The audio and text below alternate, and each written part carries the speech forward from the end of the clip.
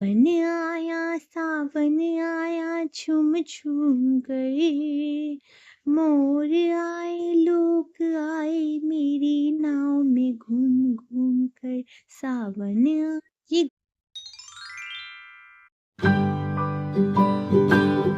एक गांव था मौसमगंज। मौसमगंज में मानसून में बहुत बारिश हुई थी। तो पशु पक्षी को भी समझ नहीं आ रहा था कि वो कहाँ जाए। उनके घरों में भी पानी भर गया था। उसी गांव में एक लड़की रहती थी। वो अनाथ थी। पूजा की छोटी सी झोपड़ी थी। वो अकेले रहती थी और नाव चलाकर अपना पेट पालती थी। परंतु कुछ दिन से बारिश के कारण वो नाव नहीं चला पाती थी। अब तो खाने के भी लाले पड़ गए थे। घर में पानी आने लगा था, गिरने लगा था पानी। इतने में पूजा बोलती है, अब तो मुझे कुछ ना कुछ करना ही होगा। ये बारिश बंद होगी ही नहीं। इतने दिन हो गए हैं, लगातार बारिश होती जा रही है और मुझे नाव चलाते हुए भी कितने दिन हो गए हैं। मैंने कितने दिन हो गए नाव नहीं चलाई। मुझे कुछ ना कुछ करना होगा। मैं कहाँ से अपना पेट भरूंगी, कमाऊंगी नहीं तो। वो दरवाजे के पास जाती है और भगवान से प्रार्थना करने लग जाती है कि भगवान कृपया करके ये बारिश को बंद कर दे। भगवान पूजा की सुन लेता है और बारिश बंद हो जाती है। पूजा बोलती है, चलो अब नाव चलाने चलते हैं। आखिर में भगवान ने मेरी सुन ली। आज कुछ कमा लूंगी तो कुछ खाने के लिए बना लूंगी घर में आके। वो नाव चलाने चल जाती है और बोलती है, आज इतने दिनों से बारिश रुकी है तो मुझे आज नाव चला के पैसे किसी भी कीमत में कमाने होंगे, नहीं तो मैं अपना पेट कैसे भरूंगी। तो पूजा गाना गाते हुए नाव चलाती, सावन आया, सावन आया, झूम झूम गए। मोर आए, लोग आए, मेरी नाव में घूम घूम कर। सावन ये गाते हुए वो आगे निकल जाती है और शाम हो जाती है और कुछ समय बाद रात हो जाती है। पर पूजा कुछ पैसे नहीं कमा पाती और दुखी मन से वो आ जाती है अपने घर की तरफ। वो निराश होती है क्योंकि उसे एक ग्राहक भी नहीं मिला। फिर पूजा बोलती है, अरे देखो मेरी कैसी किस्मत है, एक ग्राहक भी नहीं मिला। इतने दिन बाद बारिश रुकी थी और इतनी रात हो गई, एक ग्राहक भी नहीं मिला, कुछ भी नहीं कमाया। सिर्फ 20 रुपए कमाए हैं, वो भी जाते टाइम, आते टाइम तो एक ग्राहक भी नहीं मिला। दुखी मन से वो अपने घर की तरफ बढ़ जाती है क्योंकि रात बहुत ज्यादा हो गई थी।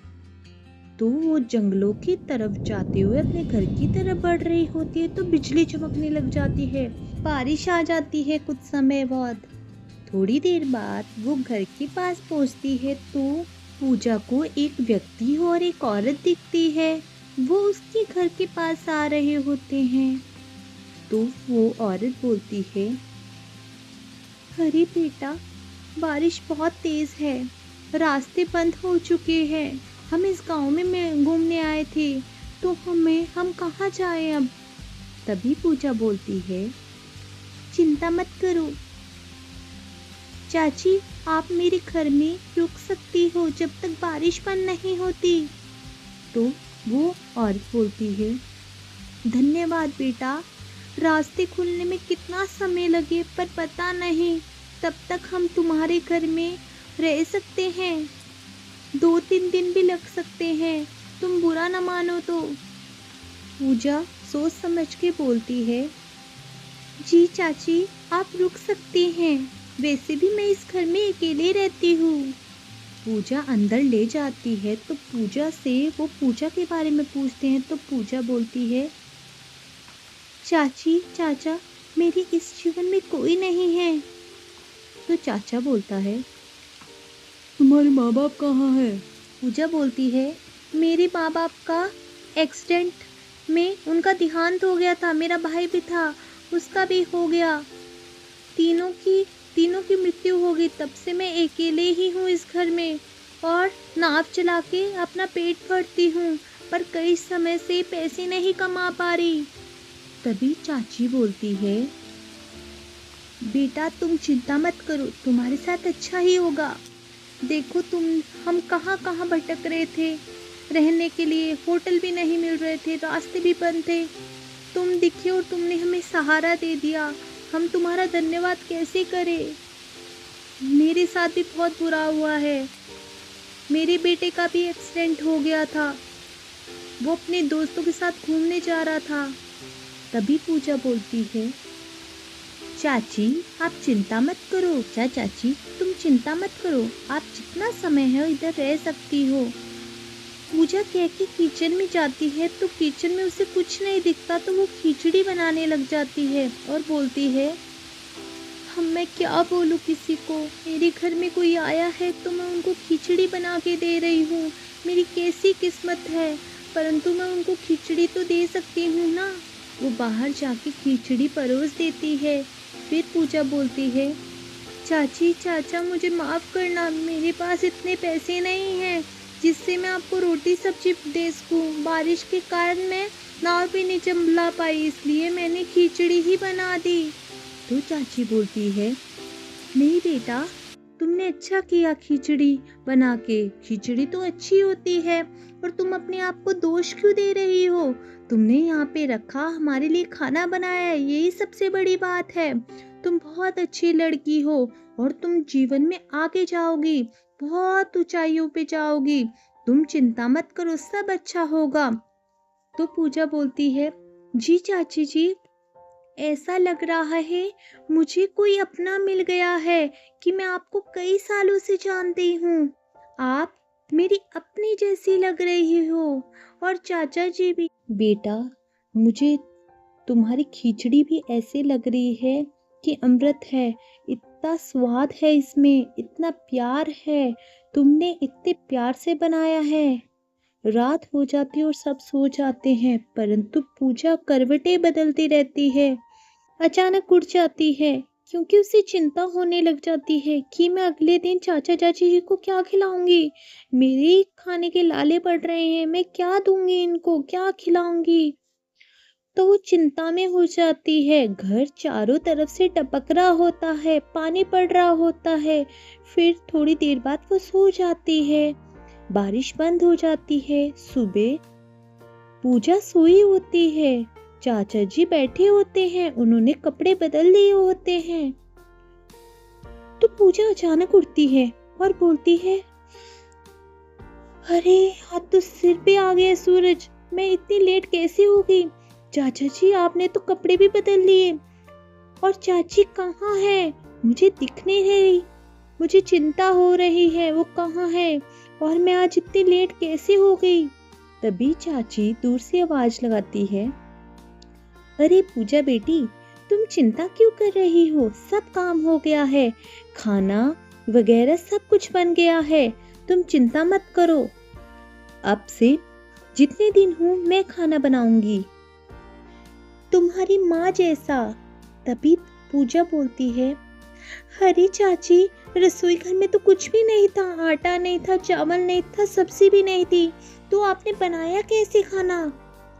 तभी वो व्यक्ति बोलता है, अरे पूजा बेटा, तुम्हें पता नहीं हम टेची में पैसे भी लेके आए थे, उसी पैसों से बाजार जाके हमने सामान लिया है और सुबह खाना बना लिया। तभी पूजा बोलती है, माँ, उसके मुंह से निकल जाता है। तो वो औरत बोलती है, बेटा तुम मुझे माँ कह सकती हो, मुझे पता है तुम्हारा भी मन करता होगा माँ कहना का, और मैं भी तरस रही हूँ कोई मुझे माँ कहे। तभी पूजा बोलती है, माँ, और मैं इनको पिताजी बोलूँगी, मुझे ऐसा लग रहा है मेरे साक्षात मेरे माँ बाप यहाँ पे है, किसी ने मुझे खाना बना के दिया है। माँ आपके हाथों में जादू है, आप बहुत अच्छा खाना बनाती हो, मुझे बहुत अच्छा लगा। तभी वो औरत बोलती है, बेटा तुमने मुझे सहारा दिया, हम दोनों को सहारा दिया, सारे गांव वालों ने मुंह फेर लिया था, हम बारिश में भीग रहे थे, तो तुमने हमें सहारा दिया। तभी पूजा बोलती है, नहीं माँ, ये आपका हक था। मैं अकेली थी, ऐसा लग रहा है मेरा घर भर गया है। मैंने अपने माँ बाप को खो दिया था, भाई को खो दिया था। और मैं एक बात और बताना चाहती हूँ। तभी वो औरत बोलती है, बेटा बताओ। माँ, मैं आपको ये बताना चाहती हूँ कि मेरा एक खेत भी था, पर किसी ने मेरे खेत पे कब्जा कर लिया। मैं ले जाती हूँ। वो खेत पे ले जाती है अपने, फिर दिखाती है कि एक व्यक्ति ने कब्जा कर लिया इस खेत पे मेरे माँ बाप के जाने पर। मैं ठहरी लड़की में क्या क्या कर पाती है अकेले, इसलिए मैंने छोड़ दिया इस खेत को और मैं एक कुटिया में ही रहती हूँ, नाव चला के अपना जीवन व्यतीत करती हूँ। तभी वो व्यक्ति बोलता है, बेटा तुम चिंता मत करो, तुम्हारे साथ अच्छा होगा। हो सकता है कि तुम्हें खेत में मिल जाए। फिर वो औरत बोलती है, बेटा तुम चिंता क्यों करती हो, तुम्हारे साथ अच्छा ही होगा। तुमने कभी किसी का बुरा नहीं किया, तुमने हमें सहारा दिया, तुमने अनजान व्यक्ति को सहारा दिया। हम अनजान ही तो थे तुम्हारे लिए, और तुम्हारे साथ अच्छा होगा। देखते जाओ, भगवान अच्छा करेगा। वो घर की ओर बढ़ जाते हैं खेत दिखा के। वो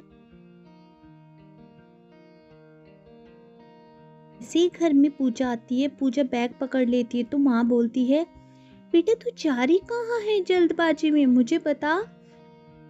तो पूजा हड़बड़ाते हुए बोलती है, माँ कितने दिन हो गए काम किए हुए, नाव चलाए हुए, तो मैं सोच रही हूँ नाव चला लेती हूँ, कुछ पैसे कमा लूंगी तो घर चला लेंगे हम। तो माँ सोच में लग जाती है कि कितना सोच रही है घर के बारे में। और फिर पूजा बोलती है, माँ मैं शाम तक आ जाऊंगी, आप खाना मत बनाना, मैं खाना बना लूंगी, तकलीफ मत करना। बोल के पूजा चले जाती है नाव चलाने, और वो व्यक्ति पूजा की जमीन छुड़वाने के लिए चल जाता है और आखिर में जमीन छुड़वा लेता है।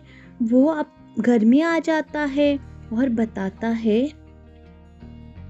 अरे निर्मला, वो व्यक्ति बहुत तेज था जिसने पूजा की जमीन ली हुई थी, वो खेत लिया हुआ था, वो दे ही नहीं रहा था। फिर मैंने उसे बहुत पैसे का लालच दिया। आखिर में वो व्यक्ति मान गया और उसने पूजा के नाम जमीन कर दी। बस कुछ कागज आने वाले हैं।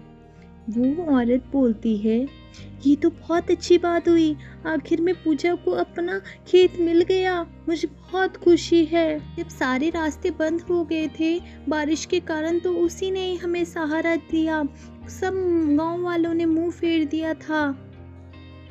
इतनी तकलीफों के बाद उसने हमें खाने के लिए दिया, रहने के लिए दिया। वो भी हमें दरवाजे से भेज सकती थी, परंतु उसने नहीं भेजा। धीरे धीरे मौसम ने परिवर्तन लेना शुरू कर दिया था। बारिश भी रुकने लगी थी, एक दिन छोड़कर एक दिन बारिश होने लगी थी। शाम हो चुकी थी, पूजा का आने का समय हो चुका था। तो रास्ते में उसके माता पिता खड़े होते, कुछ कागजात लेके। वो उसकी जमीन के कागजात होते हैं, खेत के कागजात होते हैं। तभी वो पूजा को देख लेती है उसकी माँ और बोलती है, अरे पूजा बेटी, तुम तो काफी लेट हो गई। तभी पूजा बोलती है, हाँ माँ, मैं लेट हो गई क्योंकि मैं ग्राहक ढूंढने में लगी थी, परंतु नहीं मिले। तभी उसकी माँ बोलती है, बेटी मैं तुम्हें एक गिफ्ट देना चाहती हूँ, तोहफा देना चाहती हूँ। तो पूजा चौंक जाती है कि मेरे जीवन में भी कोई तोहफा आ सकता है। वो घर में उसकी माँ बात बताती है और कागजात दिखाती है।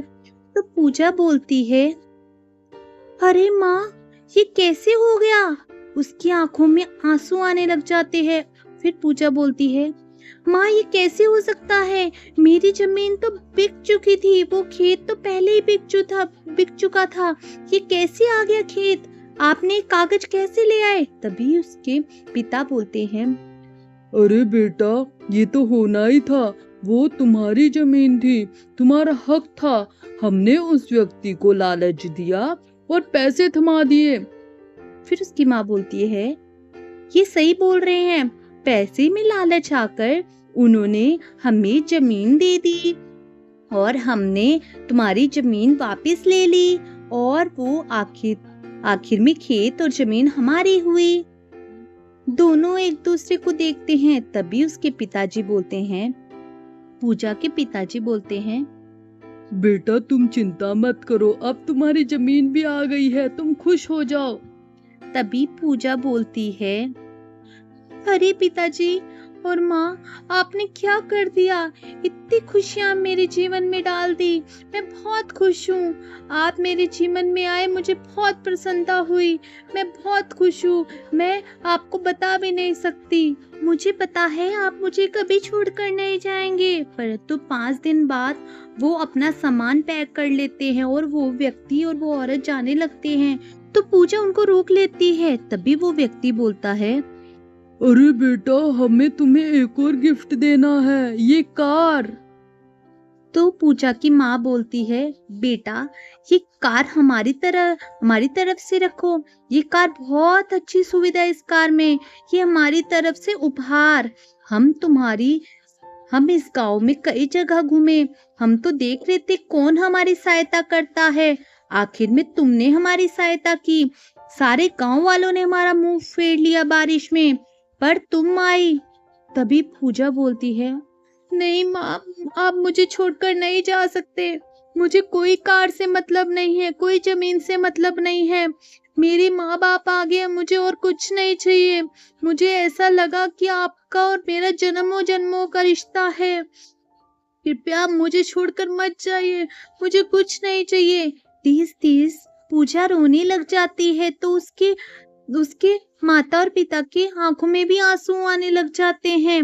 वो अपनी माँ की गोदी में लेट जाती है और जिद पकड़कर बैठ जाती है। तो उसकी माँ बोलती है, ठीक है पूजा बेटा, ठीक है, हम तुम्हें छोड़ के कहीं नहीं जाएंगे।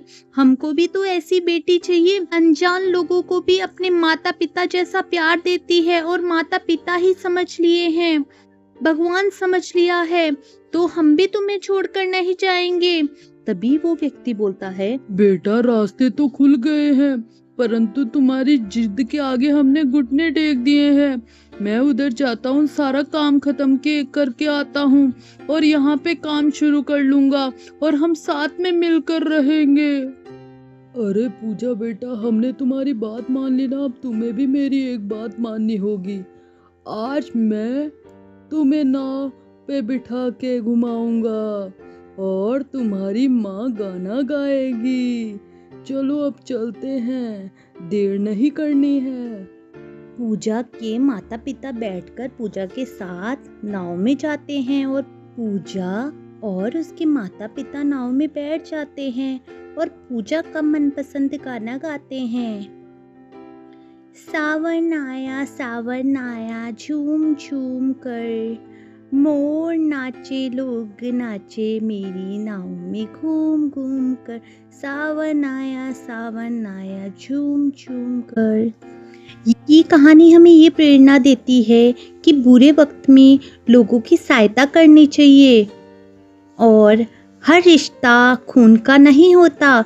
कोई दिल से जुड़ा हुआ रिश्ता भी अनमोल होता है। बस दिल में प्यार होना चाहिए। जैसे पूजा को एक औरत और व्यक्ति में अपने माता पिता दिखे, वैसे ही ऐसी अमेजिंग स्टोरी के लिए प्रीटी पॉप को लाइक करना ना भूले। और आज का सवाल मैंने कमेंट सेक्शन में लिख दिया है।